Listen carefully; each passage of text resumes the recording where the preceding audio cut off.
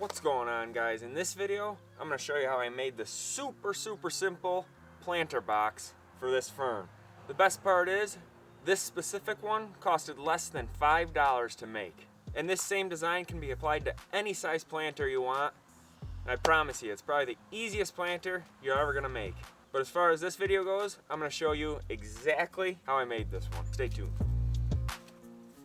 Alrighty guys, let's get started on these. These things are so easy, you're not even gonna believe it. So first we need 2 fence pickets.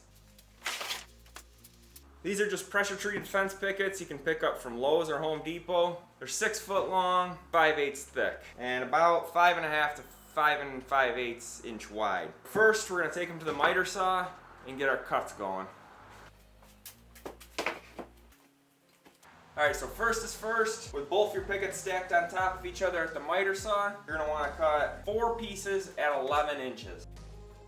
The design of these planter boxes are super easy. You can scale them up or down, whichever you're looking for. I'm doing it this way because it only takes 2 fence pickets, which cost about $2.30 right now. So for under $5 you can have a really nice square pressure treated planter. And then for under $10 you can have a set of them. 4 at 11 inches. Now you're going to want to cut 4 more at 9 3/4 inches.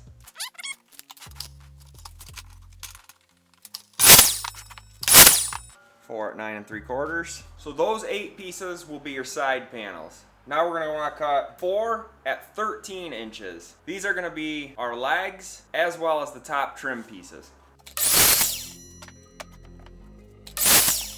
Okay, so out of our 2 fence pickets, we got 4 at 9 3/4, 4 at 11 inches, and 4 at 13 inches. Now we're going to take 2 of our 13-inch pieces and rip them into 1 1/4 inch strips. 1 1/4.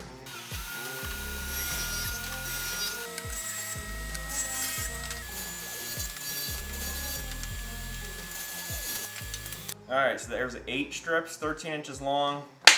1 1/4 inch wide. Then you'll take the other 2 13-inch boards and you're going to rip these into 4 2-inch strips.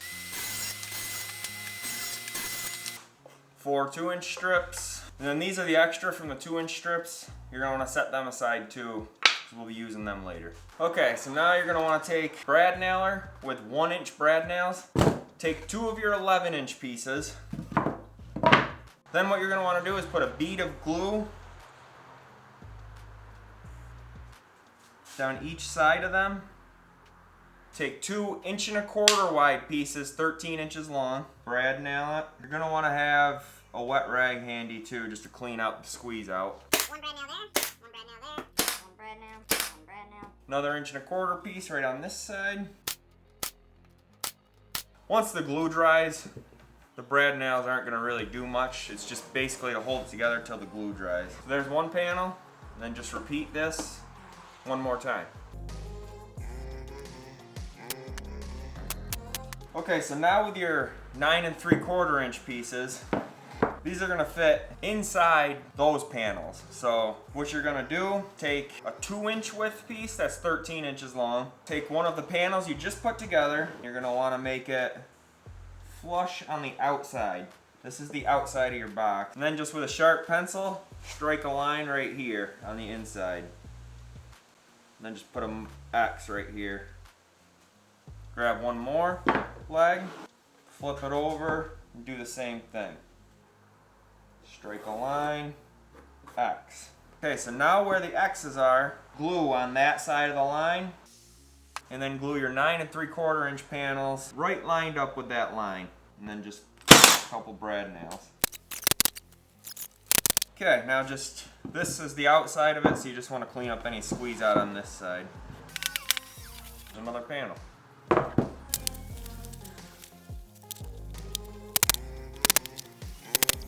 Okay, so now you got 2 panels that look like this, and then you got 2 of them that look like this. Now what you gotta do, you wanna glue on the inside right here. I put one little strip where the legs come together down there. Then your smaller panel's just gonna fit right inside of that. Stand it up, and then just pin it together. There you go. Then just repeat that.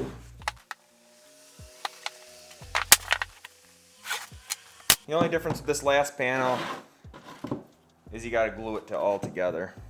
Do both sides at the same time. And another thing to mention is make sure you're using an exterior grade wood glue.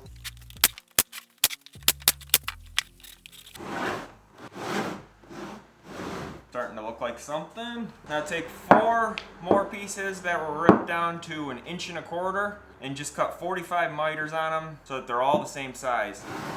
They're 13 inches right now, so what you want to do is make your long points as close to 13 inches as possible. So just cut them all together.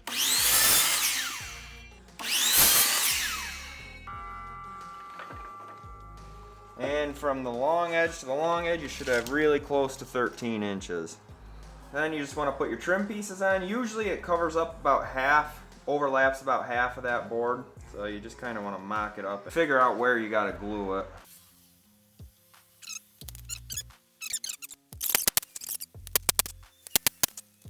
Okay, so now this planter's pretty much done. What you can do is leave it just like this.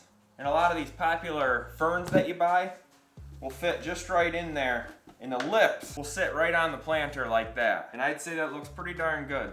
But if you would like, which I like to do, is I like to put a bottom on it. So what I do is I rip this down the middle, nail it in the bottom, and then I always have extra scrap pieces laying around, so I put a floor in it.